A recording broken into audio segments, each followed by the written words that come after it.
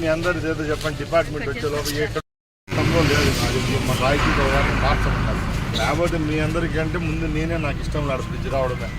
ఎందుకంటే ఆ బ్రిడ్జ్ వచ్చే ఊరికైనా ఇల్లు పైన పోతాయి, కింద ఇల్లు పోతాయని చాలా ట్రై చేసినాం. డైరెక్ట్ గడ్కరీకి లెటర్ పెట్టి ఆడాడో నేను పడినా 1.5 నెలలు పడినా. అదేమైందంటే ఇప్పుడు 2 నేషనల్ హైవేలు ఇటు బెంగళూరు రోడ్డు, చెన్నై రోడ్డు, ఈ 2 ఇంటర్సెక్ట్ అయ్యేటప్పుడు ఇంత స్పీడ్లోనే పోవాలంట బండ్లు. ఆ బండ్లు పోయేటప్పుడు ఈ సమస్య ఇది అంటే లకిరెడ్డి పోలేదంటే ఆడ కూడా వెడల్పు దాంట్లో కూడా సమస్య వచ్చింది మన రోడ్డుకి. ఇప్పుడు మీకు సమస్య లేక మనం యాక్టివేట్ చేసి 120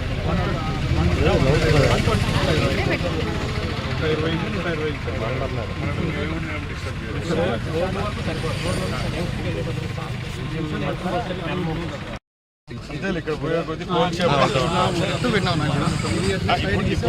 ఇది 120 ఫీట్ 120 ఫీట్ నుంచి ఈడి వరకు వచ్చేటప్పుడు 140 అవుతుంది. ఇక్కడ కూడా సేమ్ పెరుగుతా ఫోన్లో ఎట్టుంటుంది, ఇటు 0 ఉండదు, ఇటు 120 ఉంటుంది. 120 అందుకే రోడ్డు ఆగిపోయింది. 40 అడుగులు డబుల్ లైన్ దిగేది 600 మీటర్ 600 గాడి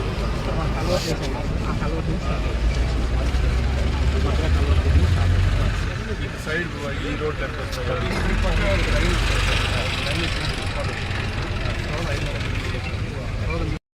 ఎంత కాంపౌండ్ వాళ్ళు స్టెప్స్ కాంపౌండ్ వాళ్ళే కాకపోతే రాయచోటి పట్టణం అభివృద్ధిలో భాగంగా ఈరోజు ఇక్కడ రాయచోటి బైపాస్కి సంబంధించి ఫ్లైఓవర్ బ్రిడ్జి నిర్మాణం కొరకు ఇక్కడున్న స్థానికులతో అలాగే ఎన్హెచ్ అధికారులతో సమావేశం జరిగింది.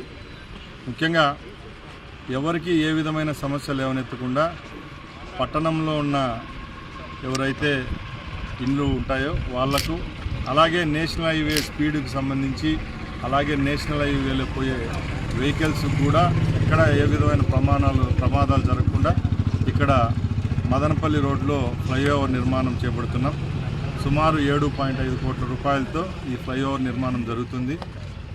ఇప్పుడు రాయచోట్లో కడప, అలాగే గండి రోడ్డు, అక్కడి నుంచి గాలివీడు రోడ్డు, అక్కడి నుంచి మదనపల్లి రోడ్డు నుంచి ఇప్పుడు పీలేరు రోడ్డు వరకు కూడా డబుల్ లేన్ రోడ్డు నీట్గా కొత్తగా నిర్మాణం చేపడుతున్నాం. ఈ వర్క్ అంతా వచ్చే 6 నెలల్లో పూర్తవుతుంది. ఇప్పుడు ముఖ్యంగా ఇక్కడ చిన్న సమస్యలు కూడా అధికారుల దృష్టికి తీసుకొని రావడం జరిగింది.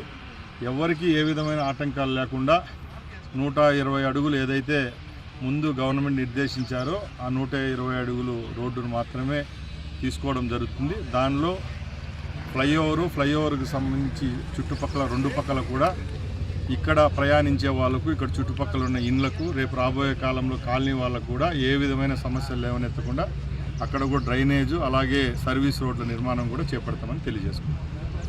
ప్రతి ఒక్కరూ తప్పనిసరిగా యూట్యూబ్లోకి వెళ్ళి కడప వార్తను లైక్ చేయండి, సబ్స్క్రైబ్ చేయండి. ఇట్లు మీ జి రమణయ్య, ఎడిటర్, కడప వార్త.